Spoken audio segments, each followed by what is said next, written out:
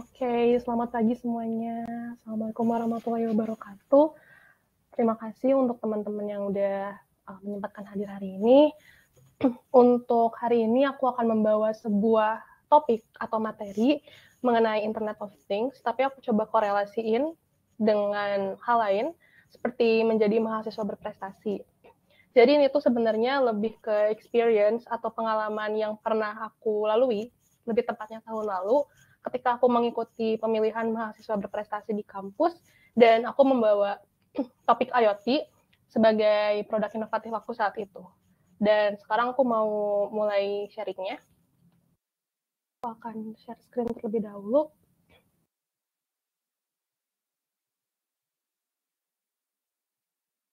Oke, ya.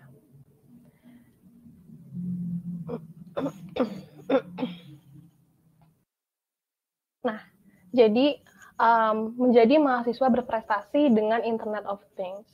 Mungkin banyak yang mikir kalau misalkan Internet of Things itu cakupannya tidak begitu luas, tidak bisa dikorelasikan dengan kegiatan akademik contohnya. Tapi sebenarnya itu bisa banget teman-teman, karena Internet of Things itu sebenarnya udah mulai banyak lombanya. Bahkan tahun ini pun aku pernah ikut perlombaan Internet of Things yang diselenggarakan oleh ITB sekitar awal tahun ini, dan ada juga beberapa perusahaan bahkan yang membuat lomba-lomba yang ada relasinya dengan Internet of Things. Cuman sekarang aku bakal lebih membahas ke pemilihan mahasiswa berprestasinya, karena sebentar lagi juga akan ada seleksinya, seleksi di kampus, tiap kampus, dan juga seleksi nasionalnya. Jadi aku bakal ngasih insight gimana sih aku waktu kemarin ikut Filmapres membuat produk inovatifnya itu seperti apa. Jadi sebelum kita maju, aku akan bahas dulu sedikit apa itu mahasiswa berprestasi. Jadi mahasiswa berprestasi itu adalah mahasiswa yang memiliki prestasi baik di bidang akademik maupun non-akademik. Pemilihan mahasiswa berprestasi itu biasanya berbeda-beda di tiap kampus maupun di tiap jurusan. Kalau di kampus aku sendiri itu ada pemilihan berdasarkan nilai akademik, seperti mendapatkan indeks prestasi tertinggi di tiap semester di suatu jurusan. Itu akan mendapatkan titel mahasiswa berprestasi. Atau kalian pernah ikutan lomba, terus menang lomba tersebut, let's say lomba tingkat provinsi ataupun nasional dan internasional. Nah, itu juga akan mendapatkan titel mahasiswa berprestasi.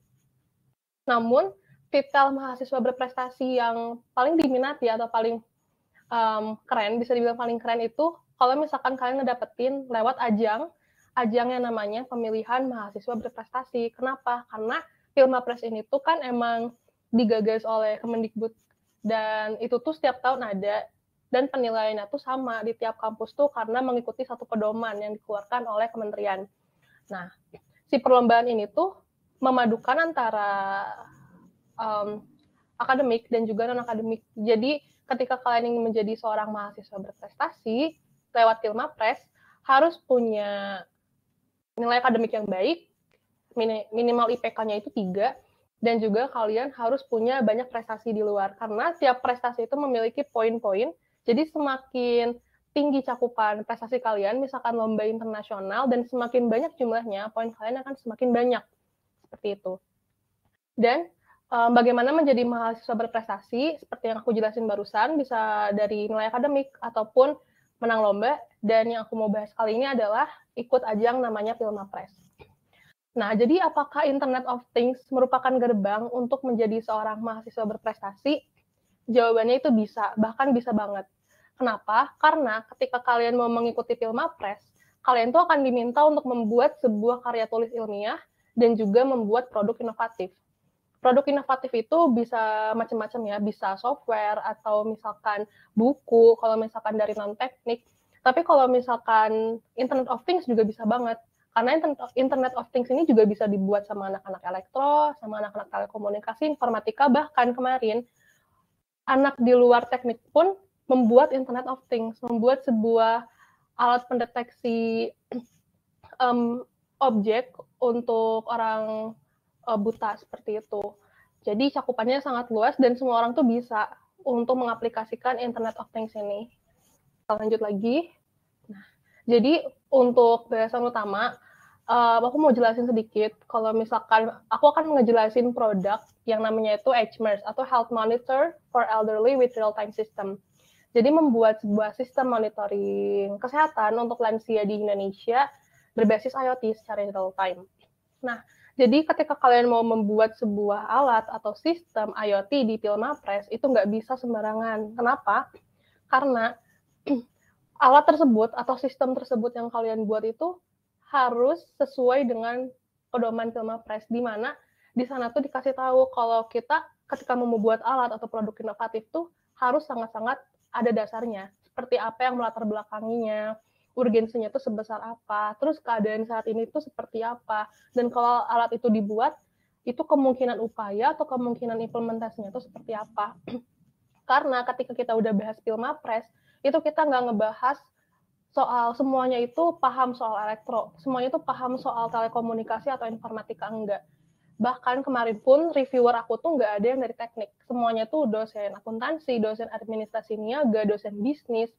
Jadi kita tuh harus membuat alat dan harus menjelaskan alat tersebut kepada orang-orang yang awam. Karena kemungkinan besar kita nggak akan ketemu sama orang yang paham akan produk kita. Kalaupun ketemu juga nggak akan semuanya.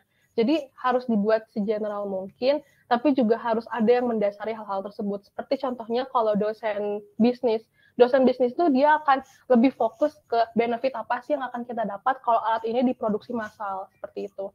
Atau misalkan dosen akuntansi, kalkulasi harganya itu apakah lebih murah menggunakan alat ini atau dengan cara konvensional. Seperti aku kan buat alat monitoring kesehatan, itu jauh lebih mahal atau lebih murah daripada harus periksa ke dokter.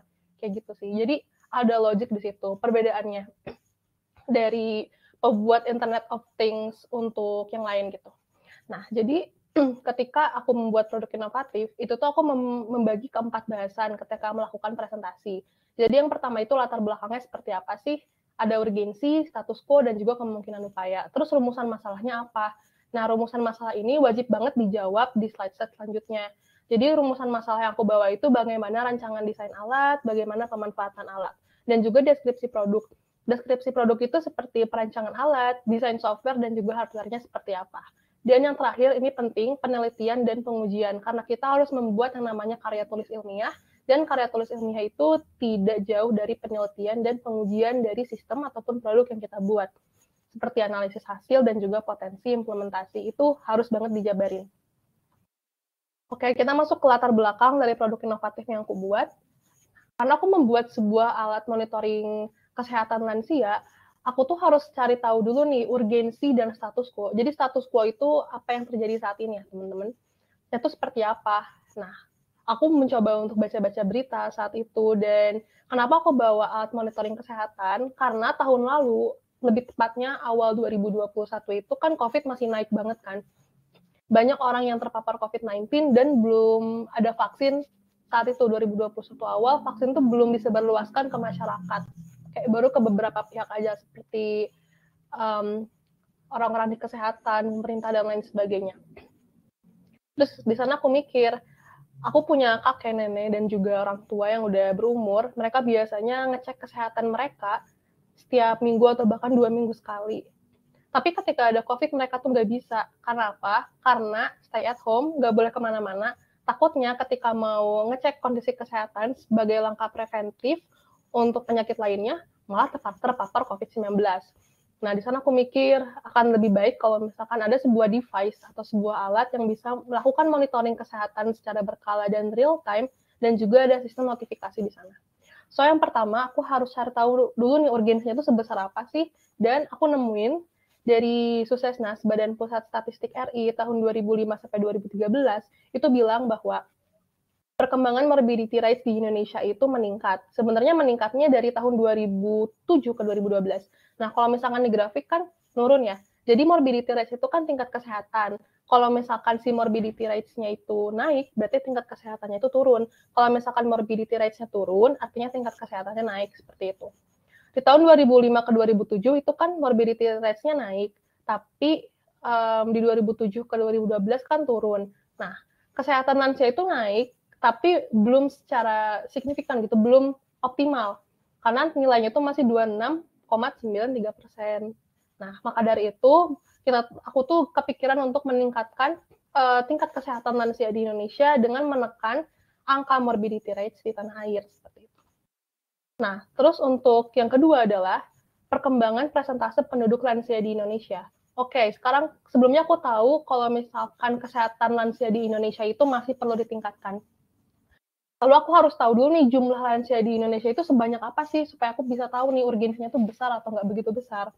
Ternyata setelah aku dapetin grafik ini, data ini dari sensus penduduk 1971 sampai 2010 dan surveinya Supas tahun 2015, pada tahun 1971 sampai 2015 itu si perkembangan persentase penduduk lansia itu makin tinggi dari 4,5 sampai 8,5% di tahun tersebut, dan di tahun 2020 itu mencapai 11,34%.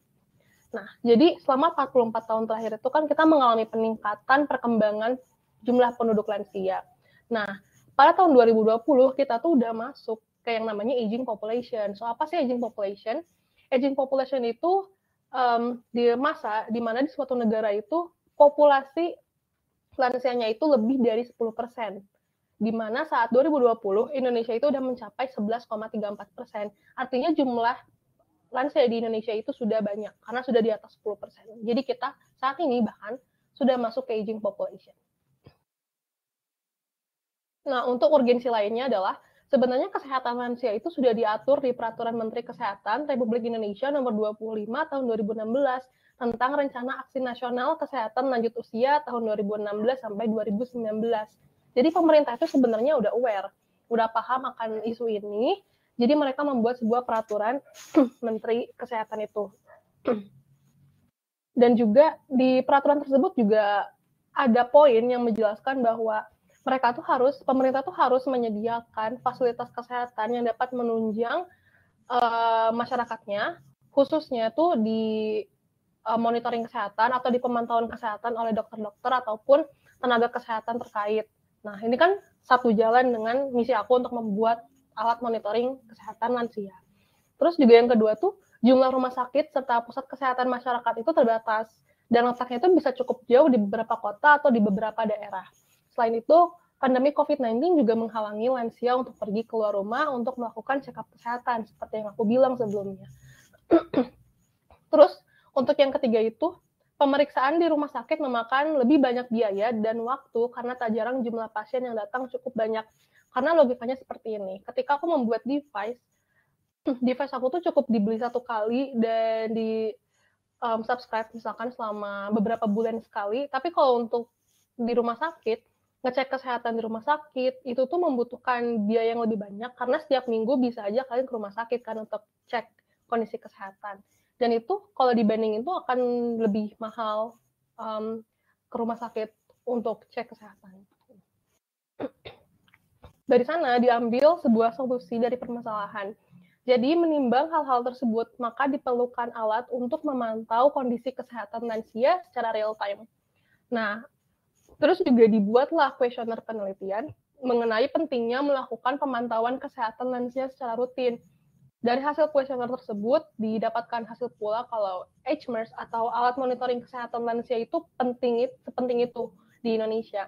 Karena HMERS ini kan merupakan alat untuk memonitor kondisi kesehatan lansia sebagai langkah preventif, dan ini tuh berbasis IoT sebagai bentuk pemanfaatan teknologi telekomunikasi di bidang kesehatan.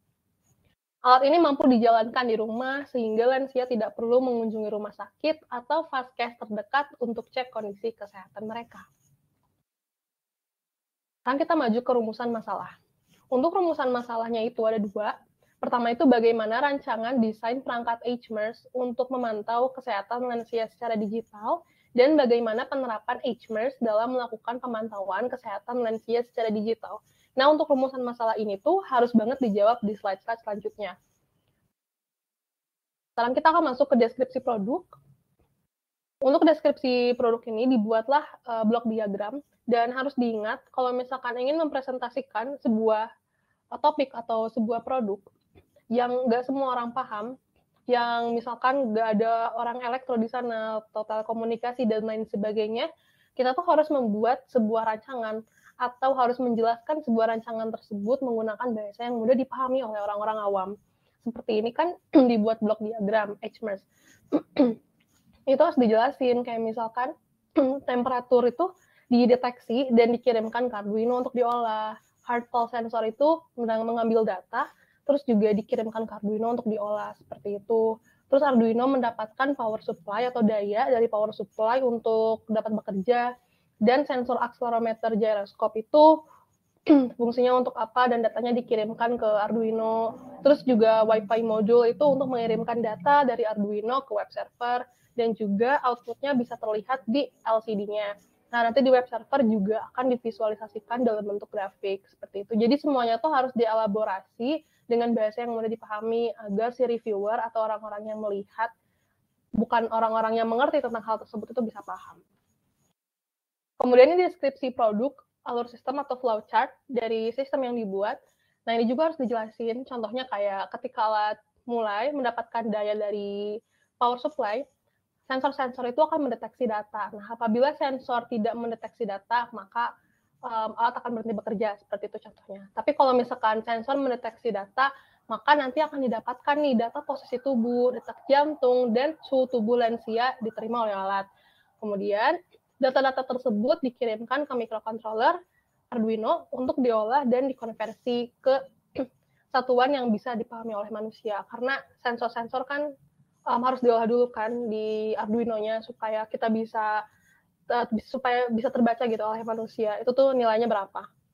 Kemudian data kondisi kesehatan lansia itu ditampilkan di layar LCD dan juga dikirimkan ke web server contohnya. Nah, terus ini kan ada pasien terjatuh, ada kondisi. Kalau misalkan pasien terjatuh, berarti nanti si sensor gyroscope-nya itu bekerja.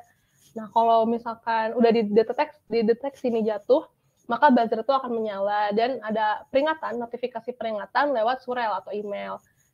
Terus kalau misalkan pasien yang nggak terjatuh, si data itu akan langsung dikonversikan dan dikirim ke internet untuk diperbarui di web server tersebut, dan nanti data kondisinya akan ditunjukkan, divisualisasikan dalam bentuk grafik. Kemudian nanti sensor akan mendeteksi data kembali, seperti itu. Untuk deskripsi produk, skematik, dan casing, ini agak bingung untuk dijelaskan ke orang-orang awam. Jadi kalau misalkan nanti si reviewernya itu emang ada orang teknik elektro dan lain sebagainya, ini bisa dijelaskan, misalkan sensor ini masuk ke pin yang mana dan lain sebagainya secara sederhana aja. Tapi kalau misalkan yang nggak paham soal IoT atau nggak paham soal perteknikan, ini lebih baik nggak usah dijelasin banget, takutnya mereka nanti pusing dan nilai kita akan berkurang. Jadi bilang aja, ini merupakan desain wiring atau skematik dan juga casing dari produk yang saya buat, seperti itu. Sekarang masuk ke penelitian dan pengujian. Penelitian dan pengujian ini merupakan hal yang sangat penting. Kenapa? Karena balik lagi, ketika kita ngomongin film press, itu tuh ada produk inovatif, sama ada karya tulis ilmiah. Pembuatan karya tulis ilmiah itu pasti nggak jauh dari penelitian dan juga pengujian. Kalau nggak ada penelitian dan pengujian, itu belum bisa dikatakan karya tulis ilmiah. Apalagi kan kita buat buat sebuah produk, kita harus tahu tuh apa yang kita uji, apa yang kita teliti, dan hasilnya itu seperti apa, kesimpulannya seperti apa. Nah, jadi ini merupakan hasil penelitian dan pengujian. Waktu itu aku cuma pakai 1 sampel lansia, dan ini tuh ada data detak jantung pasien lansia dalam BPM. Diambil datanya, kemudian juga data suhu tubuh pasien lansia, ini dalam Fahrenheit, belum aku konversi ke Celsius, jadi nilainya agak sedikit tinggi, seperti apa jumlahnya, terus dibuat dalam bentuk grafik supaya bisa dilihat nih, si fluktuasi atau perubahan detak jantung dan juga data suhunya itu seperti apa. Kemudian juga, kayak aku udah bilang sebelumnya, aku bikin fitur untuk notifikasi peringatan lewat email kalau misalkan si lansianya itu terjatuh. Jadi ini hubungannya sama sensor gyroscope yang tadi. Kalau misalkan si lansianya jatuh, maka akan ada notifikasinya 2, buzzer dan juga email. Email itu dikirimkan ke orang-orang terdekat, seperti anak si lansia tersebut yang sedang bekerja dan tidak dapat melihat orang tuanya secara langsung, atau ke penjaga si lansia tersebut kalau misalkan sedang tidak ada di rumah ataupun sedang ada di luar rumah, seperti itu. Jadi untuk memberitahu kepada orang-orang sekitar kalau si lansianya terjatuh dan butuh pertolongan. Nah, kemudian juga jangan lupa tambahin hasil penelitian dan pengujian. Aku membawa hasil penelitian yang aku sangkut pautkan dengan penelitian punyanya Prasad. Nah, kenapa? Karena ketika melakukan penelitian atau pengujian tuh nggak bisa satu sampel. Waktu Pilmapres kemarin aku nggak punya banyak waktu untuk pengujian, jadi aku cuma ambil satu sampel. Nah, kalau misalkan ini terjadi sama kalian nanti, pengujiannya nggak maksimal, cuma satu sampel, atau bahkan cuma pengujian ke diri sendiri, contohnya, kalian bisa rujuk pengujian kalian atau produk kalian ke penelitian orang. Nah, di sini aku bawa papernya punya Prasad, dia tuh pernah membuat sebuah penelitian dengan judul paper Remote Health Monitoring and Security System for Elderly People Using Raspberry.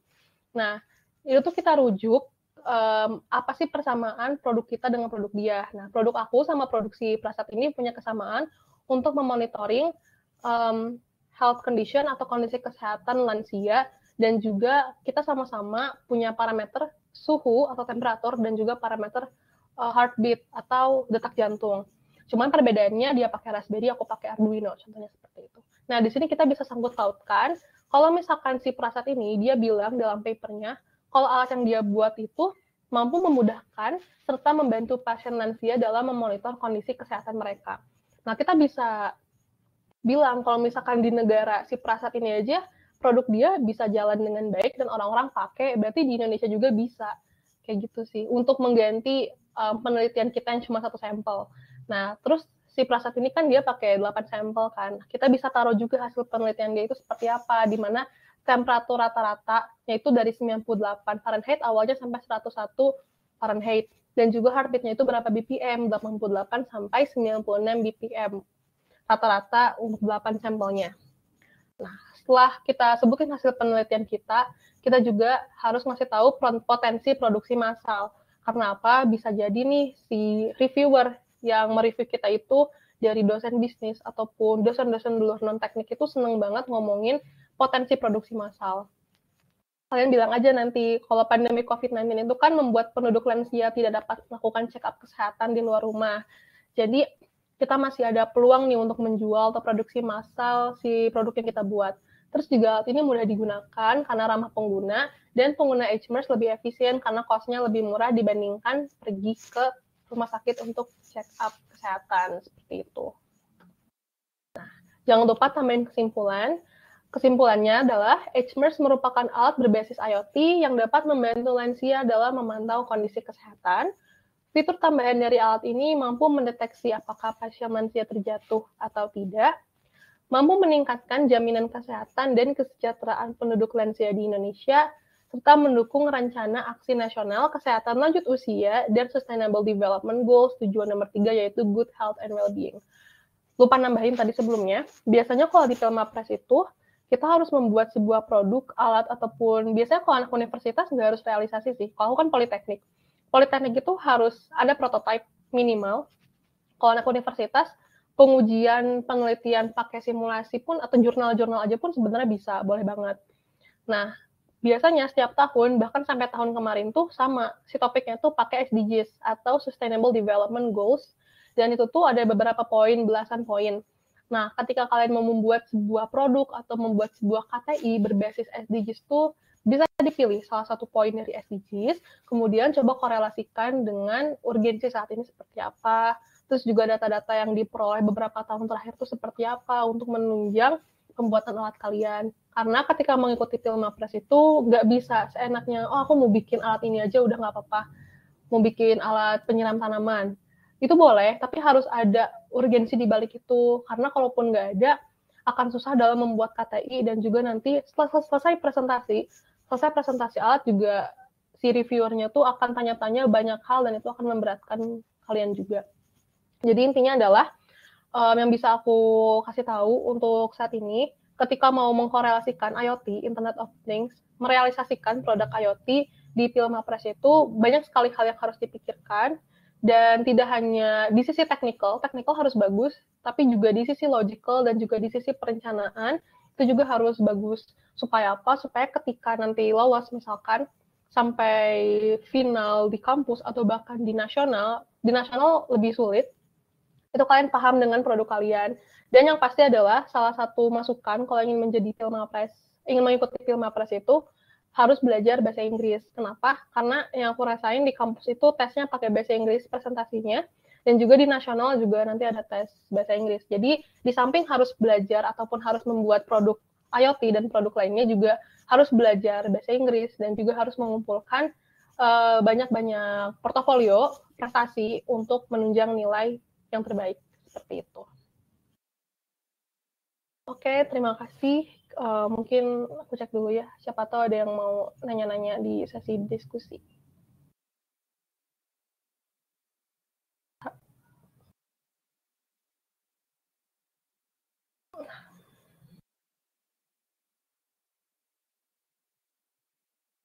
Aku tunggu 1 menit kayak sampai 8.34. Kalau misalkan nggak ada yang nanya, aku tutup aja.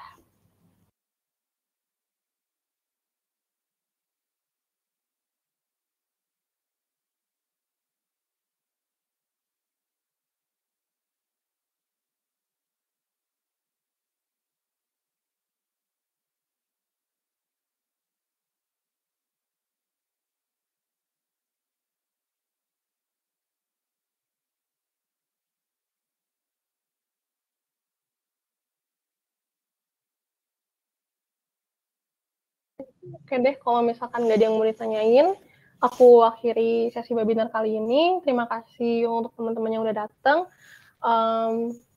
Finally, I say wassalamualaikum warahmatullahi wabarakatuh.